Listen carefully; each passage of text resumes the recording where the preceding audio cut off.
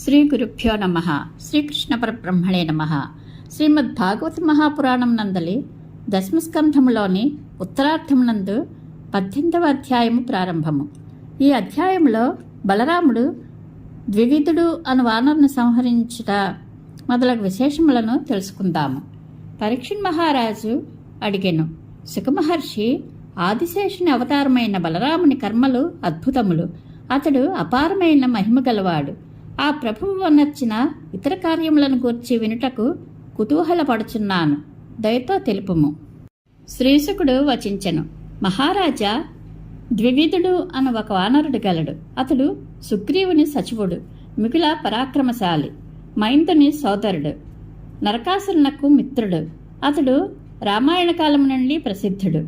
ఆ ద్వివిధుడు తన మిత్రుడైన నరకాసురుని చంపిన శ్రీకృష్ణునిపై పగ తీర్చుకొనుటకై శ్రీకృష్ణుని రాజ్యమునందు కల్లోలములను సృష్టింపదలచెను. ఆ కారణముగా అతడు పురములకును గ్రామములకును సంపన్నుల భవనములకును గొల్లపల్లెలకును నిప్పు పెట్టి తగులబెట్టెను.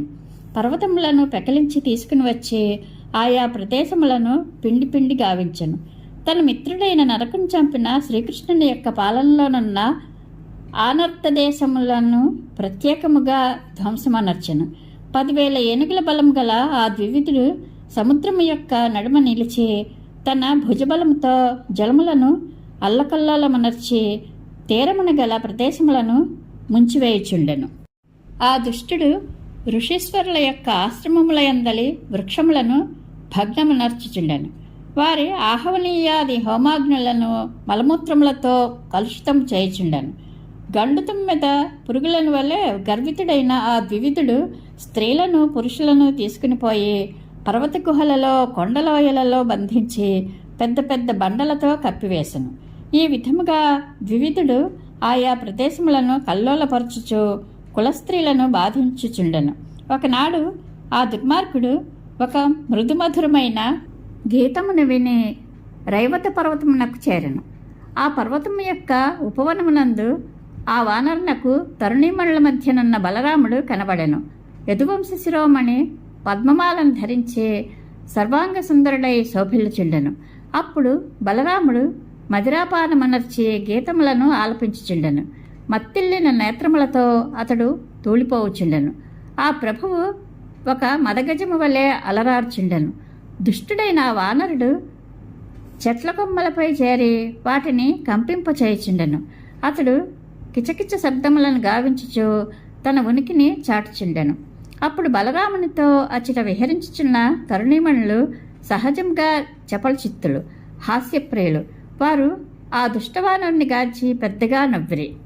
బలరాముడు చూచుచుండగానే ఆ ద్వివిధుడు కనుబొమ్మలను ఎగరవేయచ్చు, పండ్లెగిలించుచు ఘురుఘురు అన్న శబ్దములను గావించుచు ఆ యువతీమణులను హేళన చేయసాగాను. అంతటా మహావీరుడైన బలరాముడు ఆ కోతి చేష్టలను చూచి మిగిలా క్రుద్ధుడై వాని మీదకి ఒక రాతిని విసిరెను. ఆ వానరుడు ఆ రాతి దెబ్బను తప్పించుకొని ఆ చిటగల మదిరా కలసమును ఎత్తుకుని పోయాను. పిమ్మట ఆ ధూర్తవానరము ఎగతాళిగా నవ్వుచు మధుకలసమును పగలగొట్టెను. ఇంకనూ ఆ దుష్టవానరము అచ్చటి స్త్రీల వస్త్రములను చింపివేసి బలరామునకు కోపం తెప్పించెను. మదోన్మత్తుడు బలశాలి అయిన ద్వివిధుడు ఈ విధముగా బలరాముని తృణీకరించి ఆయన ఎడ అపచారమునర్చెను. బలరాముడు ద్వివిధుని యొక్క అవినయమును అతని వలన ఉపద్రవములకు లోనైన ప్రదేశముల దుర్దశను గూర్చి తలంచుకొని మిగుల క్రుద్ధుడయ్యను. ఆ ప్రభువు శత్రువును చంపగోరిన వాడై తన ముసలాయుధమును హలమును చేబూనెను. అప్పుడు మహావీరుడైన ద్వివిధుడును వెంటనే ఒక మధ్య చెట్టును పెకలించి తీసుకుని వేగముగా పరిగెత్తి ఆ చెట్టును బలరాముని శిరస్సుపైకి విసిరెను. అప్పుడు బలరాముడు పర్వతము వలె నిశ్చలముగా నిలిచి తన తలపై పడబోచున్న ఆ మధ్య చెట్టును ఒక చేతితో పట్టుకొనెను. పిమ్మట ఆ బలభద్రుడు సునందము అను పేరు గల తన హలాయుధముతో ఆ దుష్టవానరుని కొట్టెను. ఆ నాగలి దెబ్బకు ఆ వానరుని తల పగులుగా అతని శరీరమంతైను రక్తధారలతో నిండిపోయాను. అప్పుడతడు గైరికాది ధాతువులతో ఒప్పుచున్న పర్వతము వలె విలసిల్లెను. అంతటా ఆ వానరుడు ఆ హలాఘాతమును లెక్క చేయక మరి యొక్క వృక్షమును పెకలించి తీసుకొని దాని ఆకులన్నీను రాలిపోవునట్లుగా చేసి బలముగా దానితో కొట్టెను. అంతట బలరాముడు మిగిల క్రుద్ధుడై ఆ వృక్షమును ముక్కలు ముక్కలు గావించెను. పిమ్మట ద్వివిధుడు క్రోధముతో మరి యొక్క వృక్షమును గైకొని ఆ యదువీరుని మీదకి శక్తి కొలది విసిరెను. బలభద్రుడు దానిని కూడా తుత్తునీయలు గావించెను. ఈ విధముగా ఆ వానరుడు యుద్ధము చేయుచు ఒక వృక్షము భగ్నము కాగా మరి యొక్క వృక్షమును పెకలించి బలరామునిపై విసిరివేయసాగెను. ఇట్లు వనమునందలి వృక్షములను అన్నింటినీ ప్రయోగింపగా ఆ వనము వృక్షరహితమయ్యెను. అనంతరము ఆ వానరుడు రెచ్చిపోయి బలరామునిపై శిలావర్షమును కురిపింపసాగెను. అంతటా బలభద్రుడు తన ముసలాయుధముతో వాటిని అన్నింటినీ అవలీలగా పిండి పిండి గావించెను. అంతటా ఆ కపీశ్వరుడు తాటి చెట్ల ప్రమాణంలోనున్న తన చేతులతో పిడికిలి బిగించి బలరాముని సమీపించి అతని వక్షస్థలముపై బలముగా ముష్టిఘాతములనర్చెను. వెంటనే ఆ యదువీరుడు మిగుల కుపితుడై ముసలాయుధమును నాగలిని పక్కన పెట్టి తన బాహుప్రహారములతో వానరుని భుజసంధులను పీడించెను. ఆ దెబ్బతో ఆ వానరుడు రక్తము గ్రక్కుచూ నేల మీద పడిపోయాను.